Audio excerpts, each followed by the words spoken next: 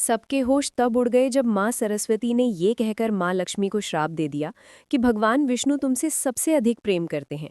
और इसी श्राप के कारण माता लक्ष्मी को पृथ्वी पर तुलसी के रूप में जन्म लेना पड़ा। कहानी उस समय की है। वैकुंठ लोक में माँ सरस्वती, लक्ष्मी और गंगा देवियों में बहस हो गई कि तीनों देवियों में से भगवान विष्णु सबसे ज्यादा प्यार किसको करता है। क्योंकि सरस्वती ज्ञान, विद्या और कला की देवी थी, लक्ष्मी धन, वैभव और समृद्धि की देवी, और गंगा पवित्रता, शांति और शुद्धता की थी। भगवान विष्णु तीनों का समान आदर और सभी से समान प्रेम रखते थे।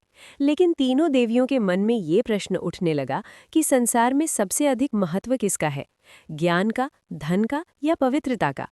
ये विचार धीरे धीरे बहस में बदल गया। नारद मुनि भी वहां पहुंचे और अपने स्वभाव के अनुसार अलग अलग दृष्टिकोण रखकर बहस को और गहरा कर दिया। इसी दौरान मां सरस्वती के मन में एक आशंका जन्म लेने लगी। उन्हें लगा कि भगवान विष्णु का ध्यान अब ज्ञान से अधिक धन और पवित्रता की ओर जा रहा है। कभी कभी विष्णु का गंगा के प्रति विशेष स्नेह देखकर सरस्वती के मन में ईर्ष्या और असुरक्षा उत्पन्न हो गई। उन्हें लगा कि ज्ञान का महत्व कम होता जा रहा है। जब सरस्वती ने इस विषय पर मां लक्ष्मी से समर्थन चाहा, तो लक्ष्मी ने किसी का पक्ष नहीं लिया और शांत रहने का प्रयास किया। लेकिन यही शांत रहना ही मां सरस्वती को धोखे जैसी लगी। क्रोध और भावनाओं में बहकर उन्होंने लक्ष्मी को श्राप दे दिया कि तुम वैकुंठ छोड़कर पृथ्वी पर पौधा रूप में जन्म लोगी। और इसी श्राप के कारण कहा जाता है कि धरती पर माता लक्ष्मी ने तुलसी का रूप धारण किया। ये श्राप सुनकर लक्ष्मी दुखी हुई, लेकिन उन्होंने उसे शांत भाव से स्वीकार किया।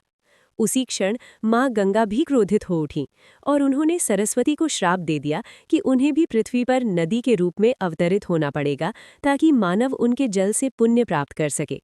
जब विष्णु जी को इस संपूर्ण तनाव का पता चला, तो उन्होंने मधुरता से समझाया कि ज्ञान, धन और पवित्रता तीनों का संतुलन ही सृष्टि को चलाता है। कोई भी शक्ति अकेले पूर्ण नहीं होती।